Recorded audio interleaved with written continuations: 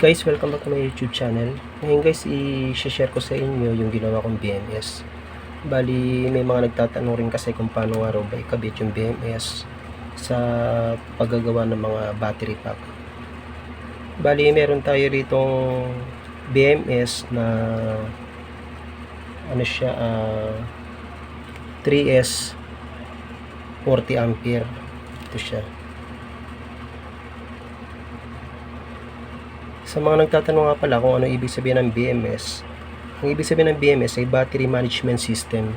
Bali siya yung nagko-control ng mga battery para sa halimbawa once i-charge natin, siya yung magko-control para hindi siya ma-overcharge o sumabog. Yun ang purpose ng BMS natin.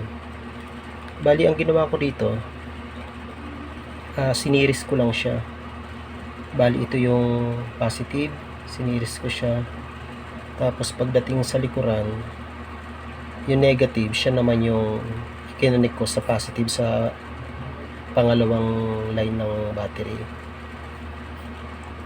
Tapos sa kabilang dulo naman, yung negative, siya naman ang ikinabit ko, siniris ko sa positive. Ayan, dito siya naka-square.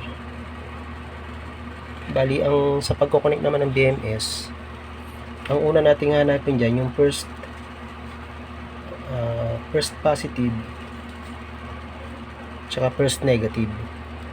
Ang first negative natin ay ito yan, ito yung unang linya na ginawa natin, unang battery. Ito yung first negative, ito rin yung first positive.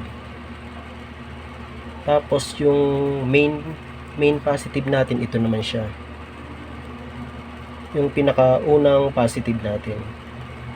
Main positive, main negative. Ito. Bali ito ay 0 volt. Ito naman ay meron siyang 6.4 volts na ikinabit natin sa dito sa gitna. Dito sa positive ng nakasiri sa gitna. Ito namang 12 volts, nakakonect naman siya sa main positive natin to sa unang-una.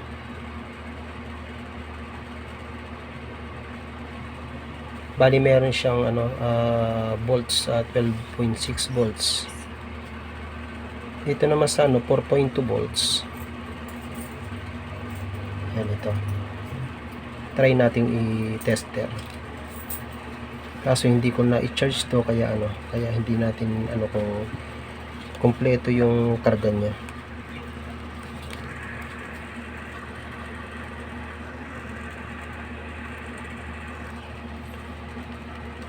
I-range natin sa 10 volts. 10 volts DC. Yan.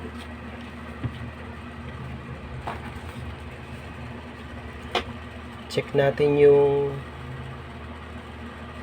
main negative.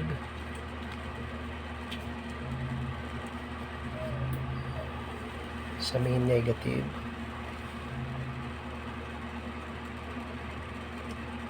At sa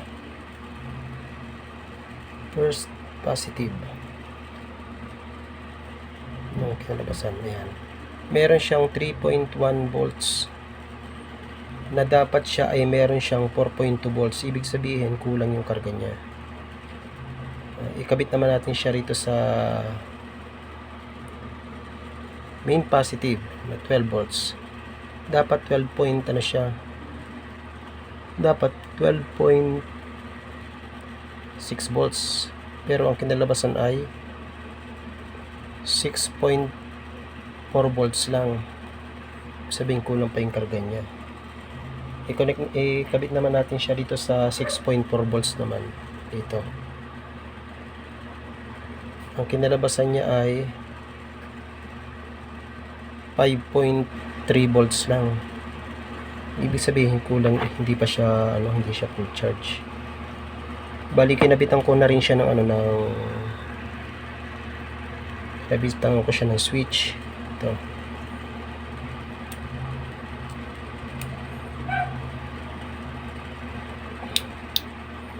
Yung iba kasing BMS guys, meron siyang merong dito kargahan o charging, dito naman sa kabila discharging. Kaso siya dito na charging tsaka discharging, dito na siya, pinag-isa na siya. Ito na yung pinakaano niya, discharging ito. Negative positive to.